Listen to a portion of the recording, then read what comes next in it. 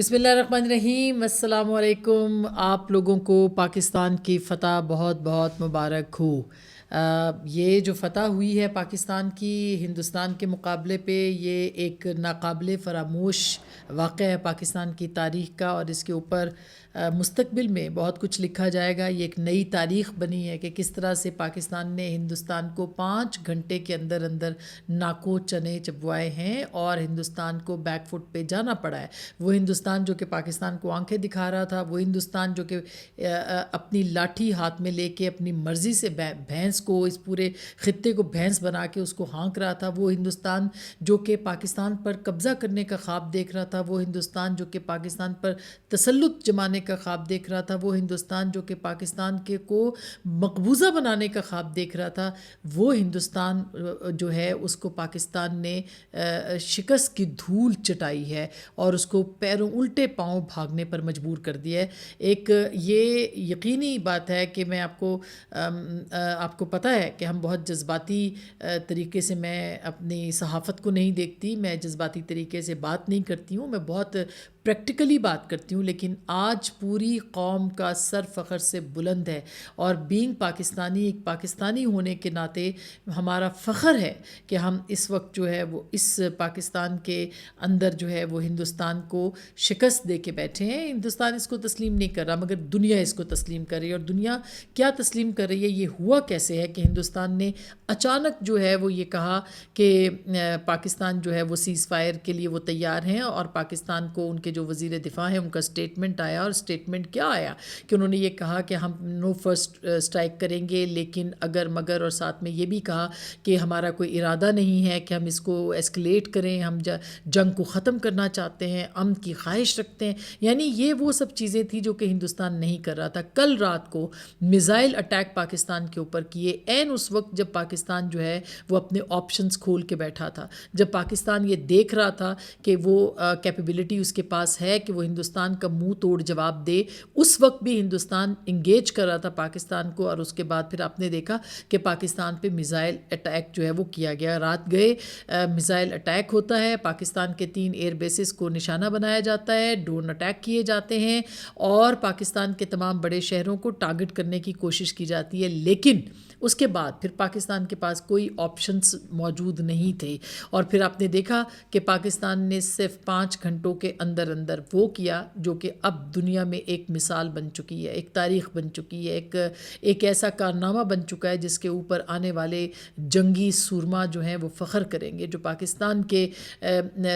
جو جسے کہنا چاہیے ہمارے سپاہی ہیں وہ فخر کریں گے، ہماری افواج فخر کرے گی، ہمارے عوام فخر کریں گے، ہمارے پاکستان کے جو میں بسنے والے، اس ریجن میں بسنے والے مسلم امہ کے لوگ جو ہیں وہ فخر کریں گے اور کر رہے ہیں۔ جو جنگ پاکستان نے رفال کو گرا کے، ان کے طیارے مار گرا کے جیتی تھی، وہ آج اس نہج پہ ہے کہ اطلاعات ہیں کہ ہندوستان کے بارے میں بڑی اطلاعات ہیں کہ 2 پائلٹ جو ہیں وہ پاکستان کے ممکنہ طور پر، اس بات کو ہم تصدیق بھی کر رہے ہیں اور یہ سامنے آ بھی جائے گی کہ پاکستان کے قبضے میں ہے اور پاکستان کے پاس ہیں۔ گو کہ اب تک ایک دباؤ یہ بھی ہے کہ ان کی تشہیر نہ کی جائے، لیکن بہرحال پاکستان کو اس پہ ضرور بات کرنا چاہیے، پاکستان کو اپنی جو کامیابی ہے اس کو سینہ ٹھوک کر بجا کر وہ اس کو سیلیبریٹ کرنا چاہیے، کیونکہ یہ پاکستان کے لیے بہت امپورٹنٹ ہے۔ اب سے تھوڑی دیر پہلے آج نک رابرٹسن جو کہ CNN کے وار کورسپونڈنٹ ہیں، انہوں نے ایک سٹوری کی ہے، اور وہ سٹوری جو ہے وہ آپ کے علم میں ہے کہ کیا ہوا کل رات کو، کہ بھارت کیسے الٹے پاؤں بھاگا ہے۔ اس میں انہوں نے کہا کہ مارکو روبیو کی پاکستان اور بھارت کے درمیان جو انہوں نے کوششیں کی، اس میں انہوں نے اپنی پاکستان کے ساتھ الگ بات کی، ان کے ساتھ الگ بات کی۔ انہوں نے کہا کہ پاکستانی فوجی ایکشن جو تھا، یعنی کل جو انڈیا نے اٹیک کیا تھا وہ رکا ہوا تھا، کل رات کو پاکستان نے وہ اٹیک کرنا تھا، لیکن وہ اس لیے رکا ہوا تھا کہ تمام جو عالمی کوششیں تھیں وہ عالمی طاقتیں وہ کوششیں کر رہی تھیں، سفارتی کھڑکی تاکہ کھلی رہے، اور تمام عالمی کوششیں اس وقت جو ہے وہ ختم ہو گئیں، تہس نہس ہو گئیں، یہ نک رابرٹسن کے مطابق، جب بھارت نے پاکستان کی 3 ایئر بیسز کو بیلسٹک میزائل سے جو ہے وہ نشانہ بنایا۔ اس کے بعد پاکستان نے بھارت پر میزائلوں کی بارش کر دی، اور وہ کیا کہ جو کبھی تاریخ میں لکھا جائے گا۔ پاکستان نے سائبر اٹیک کیا، پاکستان نے سرحدی طور پر پاکستان کی فضائیہ نے، پاکستان کے ایئر ڈیفنس سسٹم نے تو اپنا کام کیا ہی تھا، ایک بھی ہندوستان کا میزائل اپنے ٹھکانے پہ نہیں لگ سکا، ایک بھی. اور الحمدللہ اس کے لیے پاکستان کی افواج اور ایئر ڈیفنس سسٹم جو ہے پاکستان کا، وہ اس کو یعنی ہم پوری قوم مبارکباد کی مستحق ہے کہ اتنا زبردست سسٹم پاکستان کے پاس موجود ہے. پھر اسی طرح سے جو پاکستان کی افواج اپنی جگہ پہ ڈٹی رہی ہیں، اور پھر جو وہاں سے جو اٹیک ہوئے اس اٹیک نے پاکستان میں کوئی پینک نہیں پھیلایا، اور اس کے بعد پاکستان کی فوج پہ اتنا پریشر تھا عوام کا کہ کیوں نہیں ہندوستان کو جواب دیا جاتا. یہ 2 دن سے پریشر تھا، اور انٹرنیشنل برادری کو انٹرنیشنل برادری چاہتی تھی کہ ہندوستان پر اٹیک نہ ہو، اور پاکستان کو روکا جا رہا تھا. لیکن آپ نے دیکھا کہ اس کے بعد پھر پاکستان کے ہاتھ ایک جواز آیا، اور ایسا جواز آیا کہ اگر نہ آتا تو شاید پاکستان ساری زندگی پچھتاتا. آپریشن لانچ کیا گیا آہنی دیوار کے نام پر، وہ ایک دیوار کے طور پر جو کہ سورہ صف کی آیت بھی ہے، اس کو جو ہے وہ پاکستان نے لانچ کیا. اور اس کے آپریشن کے بعد جو ہے وہ آپ دیکھیں کہ پاکستان کی جو کامیابی ہے وہ اب سر چڑھ کے بول رہی ہے. پوری دنیا اس کی معترف ہے، پوری دنیا پاکستان کے لیے رطب اللسان ہے، پوری دنیا پاکستان کے جو دفاعی نظام ہے، پاکستان کی افواج ہیں، پاکستان کے فائٹر پائلٹ ہیں، پاکستان کے سپاہی ہیں، ان کی تعریف کر رہی ہے. پھر یہ بھی نک رابرٹسن کہتا ہے کہ پاکستان پر جو بارش پاکستان نے کی بھارت پر، تو بھارت کو بیک فٹ پہ آنا پڑا. پاکستان کے حملے سے گھبرا کر انہوں نے مارکو روبیو کو مداخلت کرنے کے لیے کہا، اور پھر بھارت نے سعودی عرب اور ترکی سے پاکستان کی کارروائی کو رکوانے کے لیے بھی کہا. یوں بھارت اپنی پوزیشن کو چھوڑ کر سفارتی کوششوں پر واپس آیا. وہ بھارت جو کہ ایک طرف بات کر رہا تھا اور دوسری طرف پاکستان پر حملے کر رہا تھا، اس کو بیک فٹ پہ جانا پڑا اور پھر لوگوں کو انوالو کرنا پڑا. وہ بھارت جو کہ مودی سرکار، جو کہ کشمیر کی میڈیشن پر، یاد ہے آپ کو کہ ٹرمپ کے ساتھ میڈیشن پہ جب بات ہوئی تھی اور ٹرمپ نے کہا تھا کہ وہ میڈیٹ کروانے کو کشمیر پہ تیار ہے، تو انہوں نے کہا تھا کہ ہم کسی کی میڈیشن جو ہے وہ قبول نہیں کریں گے. وہی بھارت اب ہندوستان خود امریکہ کے پاس گیا بھاگا کہ آپ جو ہے وہ میڈیشن کریں، اور میڈیشن اس جنگ کو رکوانے کے لیے کریں. پھر یہ نک رابرٹسن کہتے ہیں کہ جب امریکہ، سعودی عرب، ترکی اور دیگر ممالک کی جانب سے دباؤ ڈالا گیا اور بار بار رابطے کیے گئے کہ بس کریں، تو اس وقت پاکستان نے یہ معاملہ اٹھایا کہ بھارت نے پاکستان کے 3 دریاؤں کا پانی روکا ہے. یعنی پاکستان نے پھر اس کے اوپر یہ کہا کہ اگر آپ یہ چاہتے ہیں کہ یہ جنگ بس ہو تو پھر ہمارا پانی جو ہے اس کو ریلیز کیا جائے، جس پہ ان کو یہ یقین دلایا گیا کہ ایک دفعہ ڈی جی ایم اوز کی بات بھی ہو گئی کہ ایک دفعہ یہ معاملہ کھل جائے گا تو اس کے بعد ساری باتیں جو ہے وہ طے ہو جائیں گی.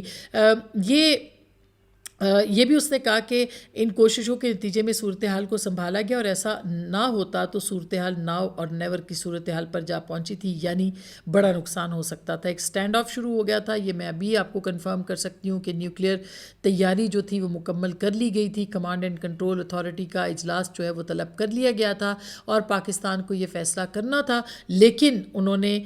جو ہے وہ اس طرح سے